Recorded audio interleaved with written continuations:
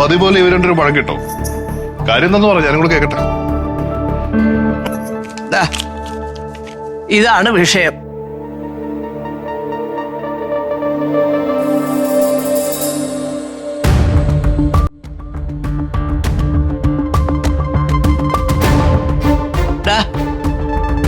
നീ സുരഭിയുടെ വള എടുത്ത് അവൾ അറിയാതെ കൊണ്ടുപോയി പണയം വെച്ചോ?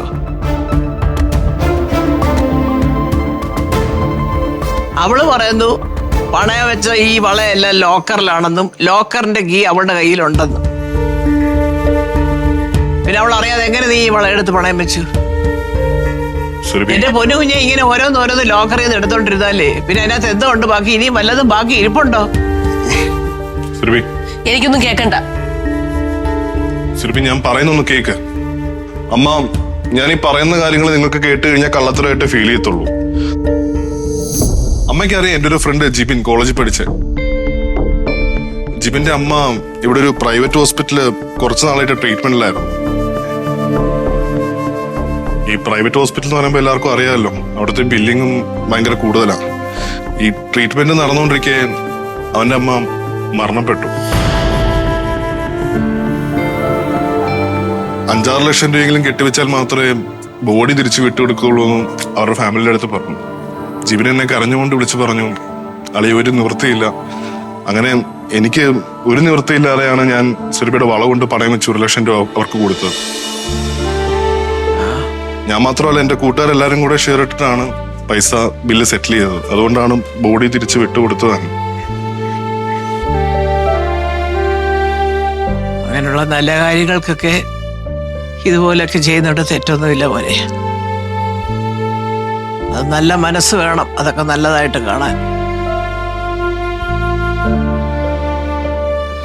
പോട്ട് പോരെ, ഒരു നല്ല കാര്യത്തിനല്ലേ. അല്ല, എനിക്കൊരു സംശയമേ, നീ എങ്ങനെ ഈ വള കൊണ്ടുപോയി പണയം വെച്ചത്?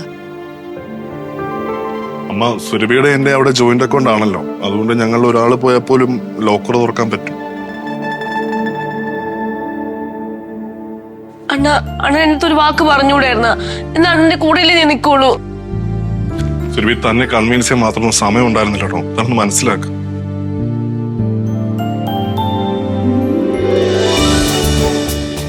സുരഭി, ഇതാ തന്റെ വള.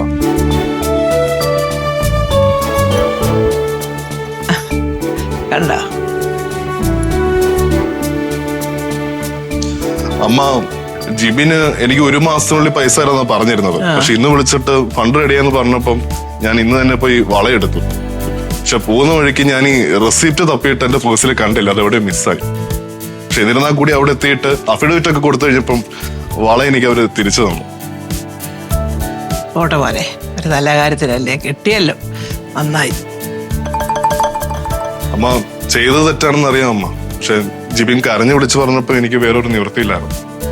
ഇതിന്റെ പേരില് അമ്മ എന്ത് ശിക്ഷ പറഞ്ഞാലും ഞാൻ അനുഭവിക്കാൻ റെഡിയാണ്. ഇതിന്റെ പേരിൽ അമ്മയ്ക്ക് ഒന്നേ പറയാനുള്ളൂ, നിനക്ക് എന്നോട് ചോദിക്കായിരുന്നില്ലേ 1 ലക്ഷം രൂപ അവിടെ വള അവിടെ ഇരുന്നേന്റെ വല്ലോ. സോറിയോ. ശരി.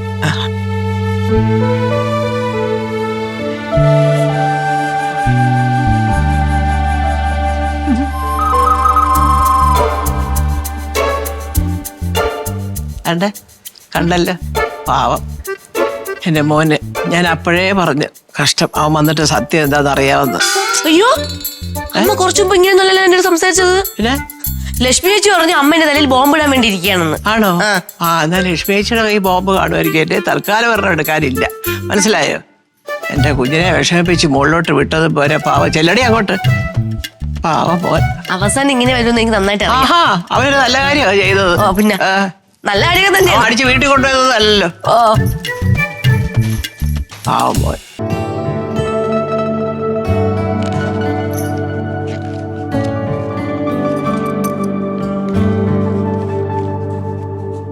സുരഭി, തനിക്കറിയാലോടോ എന്നെ.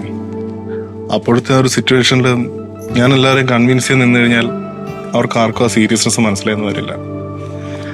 തനിക്ക് തോന്നുന്നുണ്ടോ തന്നിൽ നിന്ന് ഞാൻ എന്തെങ്കിലും മറച്ചു വെച്ചിട്ട് എന്തെങ്കിലും ചെയ്യുമെന്ന്? വള ഞാൻ എടുത്ത പോലെ തിരിച്ചു വെച്ചിട്ട് ഞാൻ തന്റെ അടുത്ത് പറയാവുന്ന. പക്ഷേ ഒന്നും പറയണ്ട, എനിക്കറിയാം എന്റെ പ്രദേശം.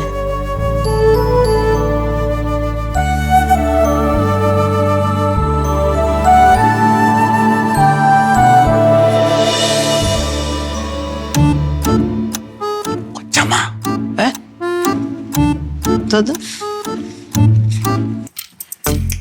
ഞാൻ ഒരു രഹസ്യം പറയാനാണ് വന്നത്. രഹസ്യം പറയാനോ? ആ പറ. നമ്മളെ പ്രതീക്ഷ ആ. സുരഭിയുടെ സ്വർണ്ണം എടുത്ത് 1 ലക്ഷം രൂപയ്ക്ക് പണയം വെച്ചേക്കുന്നു. അയ്യോ, 1 ലക്ഷം രൂപയ്ക്ക് പണയം വെച്ചു? അതെ കൊച്ചപ്പ. ശോ, എപ്പോ? അതെപ്പോഴെന്ന് അറിഞ്ഞൂടാ. രശ്മി കുഞ്ഞ് പറഞ്ഞതനുസരിച്ച് ഇവളൊരു ബോംബ് എന്തായാലും പൊട്ടും. ആണോ? അയ്യോ, അപ്പൊ നമ്മൾ എന്തോ ചെയ്യും മുത്തു? അതാണ് കൊച്ചപ്പ ഞാൻ ആലോചിക്കുന്നത്. ഓ, ആലോചിച്ചിട്ട് ഒരു സമാധാനവും ഇല്ല. അത് ആ ഭാഗത്തെ കാണപ്പെടുന്നെങ്കിൽ ആദ്യം നിന്റെ കാര്യം അധോ ഗതി. അതെ. പക്ഷേ നനഞ്ഞാ പിന്നെ ബോംബ് പൊട്ടൂല, അതാണ് ഒരു കുഴപ്പം. ഇനി ബോംബ് പൊട്ടും കൊച്ചമ്മ. ഫ്ലവേഴ്സ് ടിവിയുടെ സ്മാർട്ട് ഷോയിൽ പങ്കെടുക്കാൻ നിങ്ങളെ ക്ഷണിക്കുന്നു. ഉടൻ തന്നെ ഈ നമ്പറിലേക്ക് വിളിക്കുക. 7593829838. ഫ്ലവേഴ്സ് സ്മാർട്ട് ഷോ ഉടൻ വരുന്നു ഫ്ലവേഴ്സ്.